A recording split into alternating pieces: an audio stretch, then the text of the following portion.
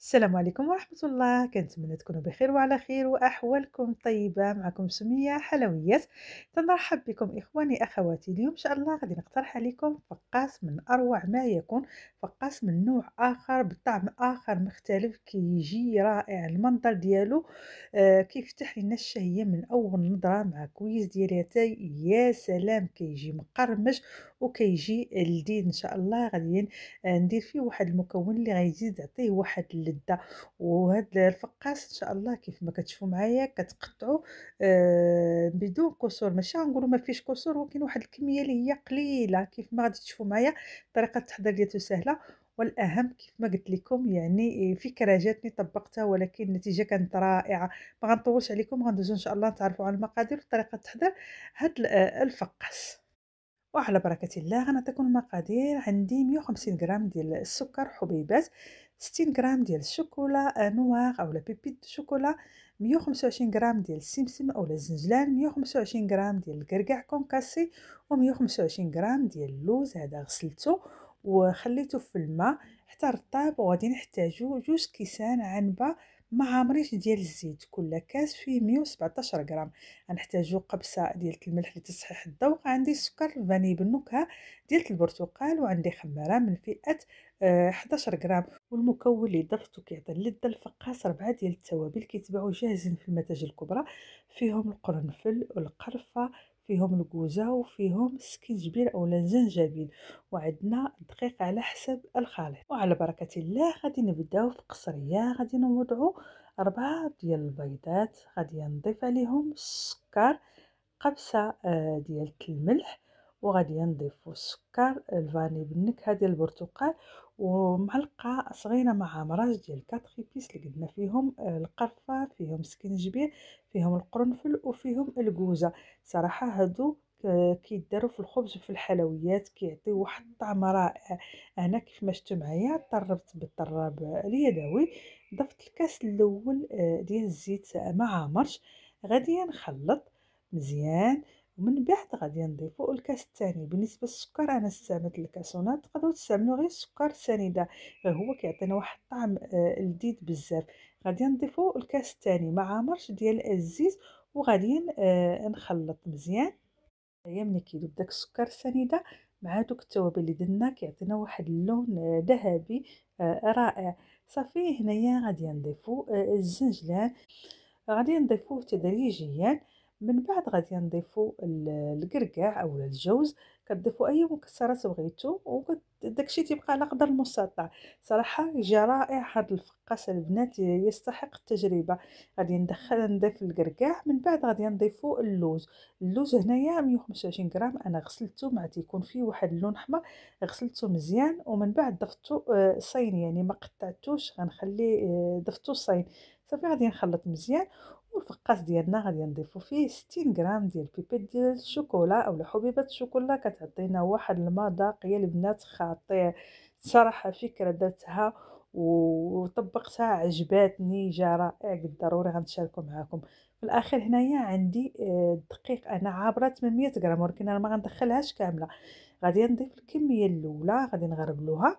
غادي نضيف خماره من فئه 11 غرام، وغادي نخلط مزيان حتى كندخل الكميه الاولى ديال الدقيق. عاد ان شاء الله غادي نضيفو الكميه الثانيه. وفي الاخير غادي نقول لكم شحال استعملت ديال الدقيق. دائما تبقى على حسب نوعيه الخليط والحجم ديال البيض اللي مستعملين. دائما الدقيق ما كتسرعوش فيه، كتضيفوه تدريجيا باش كتحكموا في القوام والكونتيتي اللي غتدخلوا في هذا الخليط. كيف ما كنعرفوا حنا الفقاس ما خاصوش يكون قاصح وما خاصوش يكون عندنا مرخوف.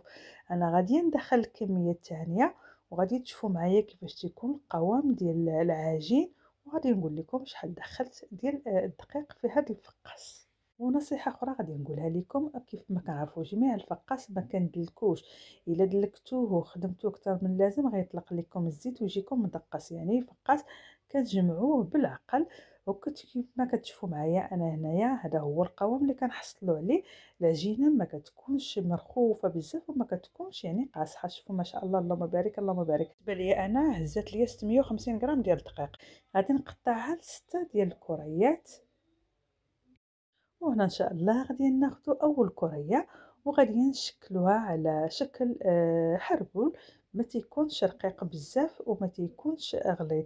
ودائما أنا في الفقاس كنحاول ندير الحرابل ما تيكونوش طوال بزاف، كنديرهم في هاد العبار باش من بعد ملي كيطيبوا ما تيغلبونيش، يعني كنتحكم فيهم ملي كنكون باغا نقطع الفقاس ديالي. صافي هذا هو السمك اللي تنحصلوا عليه، غادي نقرب لكم باش يبان لكم مزيان الغلظ ديال هاد الحربول.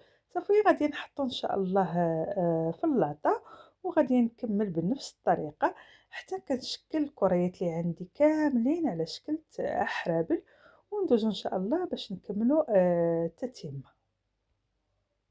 من بعد خديت صفر ديال البيضة وقليل من بياض البيض، ضفتلو معلقة صغيرة ديال الكاكاو مبودر المر، يعني باش كيكونش حلو، واحد المعلقة صغيرة ديال القهوة معصرة، وغادي نخلطو مزيان باش غادي ندهنو دوك الحرابيل ديال الفقاس. وغادي ندهن هاد الحرابل ديال الفقاس مزيان، كيعطينا واحد اللمعان، الفقاس كيجي رائع.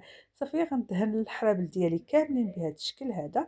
من بعد غادي ناخد فرشاة وغادي ندير ليهم واحد الديسان، يعني خطوط كيف ما غادي تشوفوا معايا بهذا الشكل، يعني خطوط عشوائيين حتى هما كيعطيو منظر جميل الفقاس. ومن بعد خديت كيردون غادي نتكهم، كنديروا له واحد الشوميني ملي كيخرج البخار باش ملي كيدخلوا الفران ما كيطلقوش لكم. هذه مرحله مهمه البنات ديروها. الفران كيسخن على 170 درجه، ماشي على النار غير من التحت. غادي ندخلوا الفقاس يطيب نص طيبه ونكملوا تتيمه من بعد.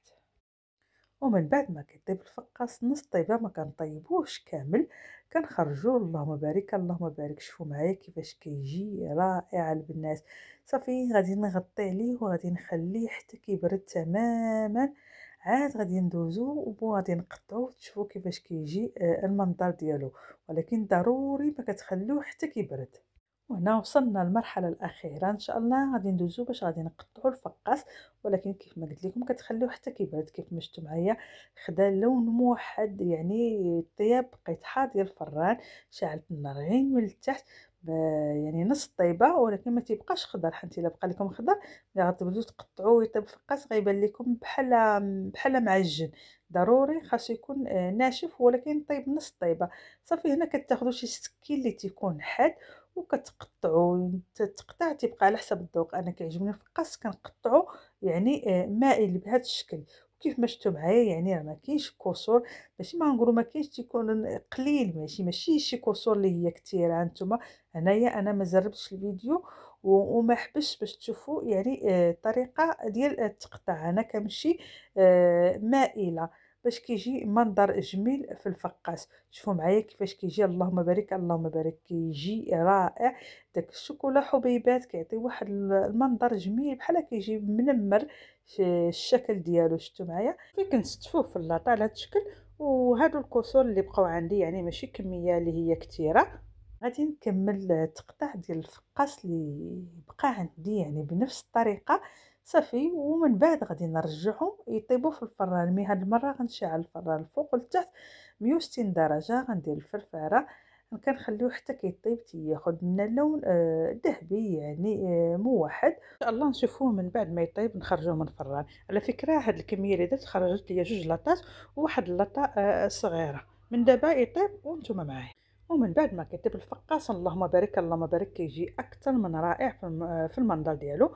واخد لنا لون موحد كيف ما قلت لكم. طيبته على 160 درجه، مشى على النار فوق والتحت. كنحضيو كنخليوه غير حتى كيتحمر، يعني ياخذ اللون اللي تيكون ذهبي وتنخرجوهم.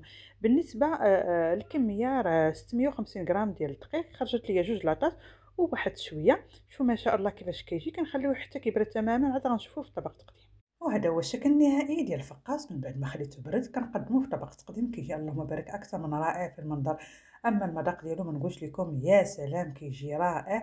كيجي داك المنظر ديال اللوز والكركاع الشوكولا، فيه واحد المنظر جميل. ديك اللوزه كنديروها صينه كتعطينا واحد المنظر جميل. خاص يكون عندكم غير سكين حاد باش كتقطعوه. هو تيكون واحد شويه الكسور ولكن ماشي واحد الكميه اللي هي كثيره كيف ما شفتوا معايا. طريقه التحضير ديالو سهله وطعم مختلف. دوك 4 ديال التوابل: القرنفل، القرفه، سكينجبير، كيعطيوها واحد المنظر جميل مع ديك الكوزة كيجي رائع. وكيف ما قلت لكم في البداية ديال الفيديو، هاد التوابل كيديروهم هنا في فرنسا في الخبز، كيديروهم في لاباتيسري، كيعطيو واحد الذوق رائع. ان شاء الله غادي نبارطاجي معكم اولا غنشارك معكم واحد الكيك. الا وصلتوا معايا حتى لهنا وعجبتكم الوصفه ديال اليوم، ما تبخلوش عليا بالتشجيع ديالكم، ديروا اللايك للفيديو، تبارطاجيوه مع الاصدقاء ديالكم، تشتركوا في القناه وتفعلوا الجرس باش توصلوا بكل ما هو جديد ان شاء الله. هذا فضلا منكم وليس بالامر، بدوري تنقدموا لكم بالصحه والراحه. وتنقول لكم ها الوصفه عندكم جا الدور عليكم نتوما باش تحضروها. كونوا اكيدين غادي تعجبكم، لان غيكون واحد الطعم مختلف وطعم اللي هو لذيذ. الى اللقاء مع وصفه اخرى، في امان الله، بالصحه والراحه.